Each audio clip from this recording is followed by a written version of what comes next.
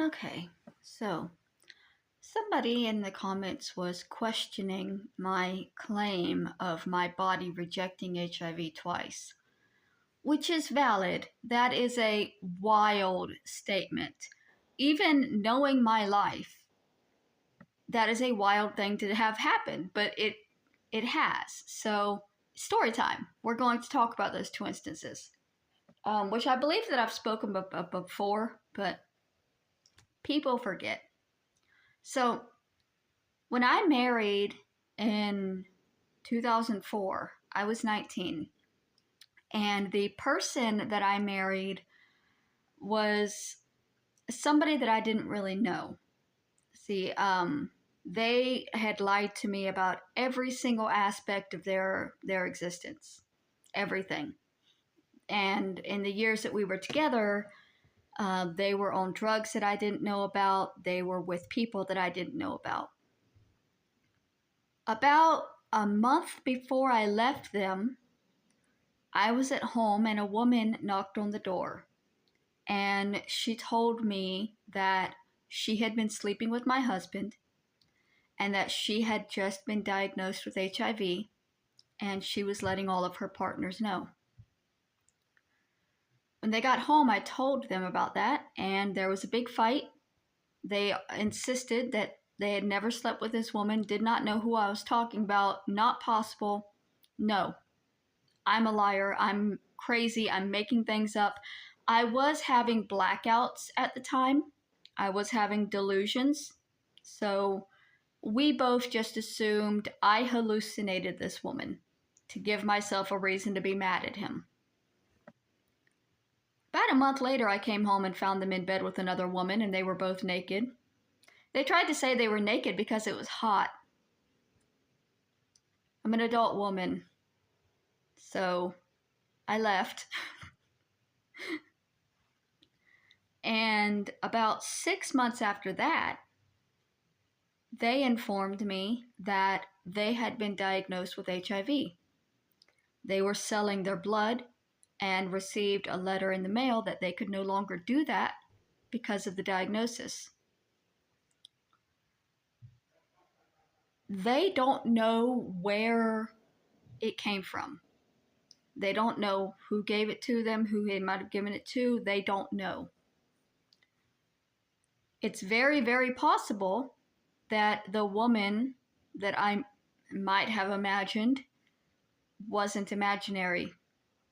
And if so, that means that my husband had been exposed to or had HIV for a good while, maybe half a year, before I stopped interacting with them, before I left.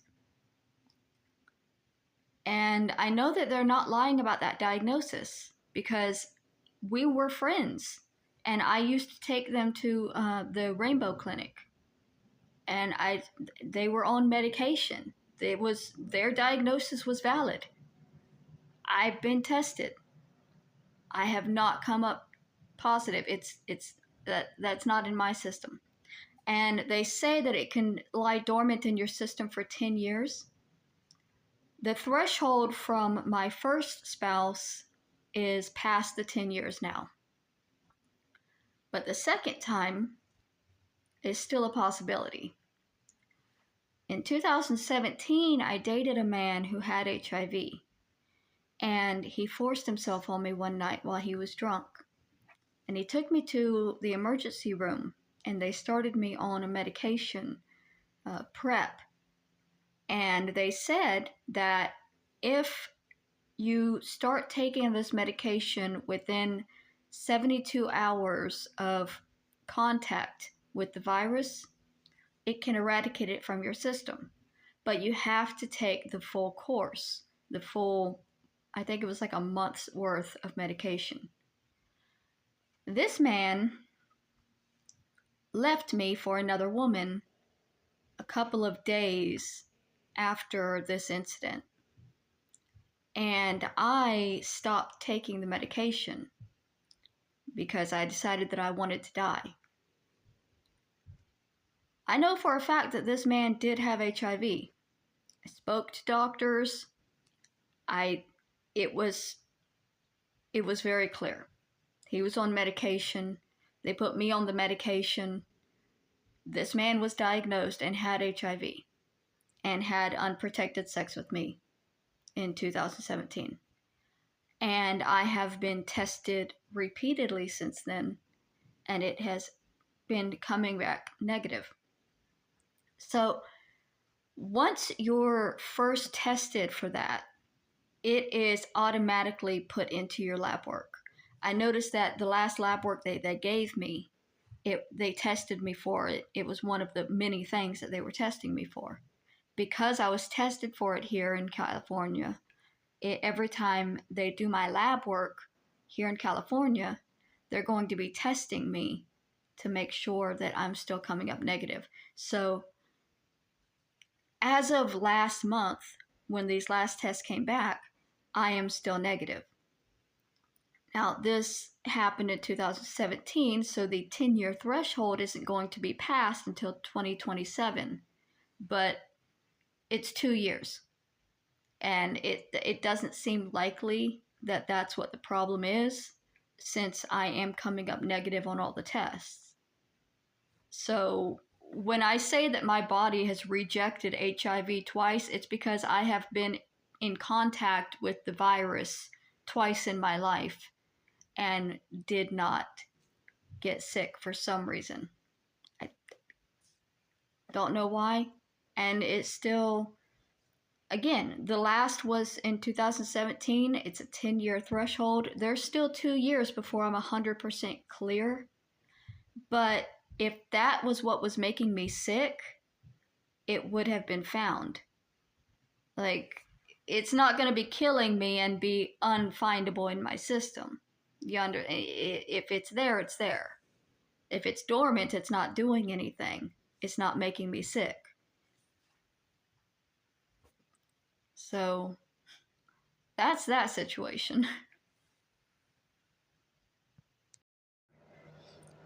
Okay, since I know people like to question everything that I say, I wanted to show y'all that they are automatically testing me for HIV whenever they send in these tests to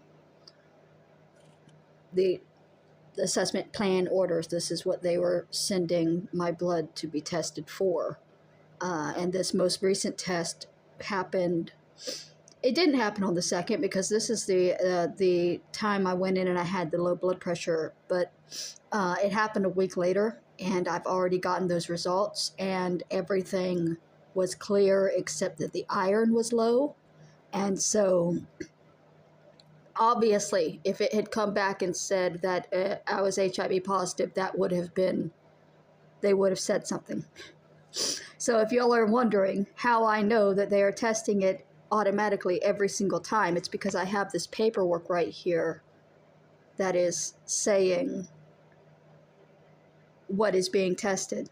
And we didn't discuss HIV during that session. We haven't discussed it since I was first tested in 2017. So this is it's just automatically tested every time they send in my blood.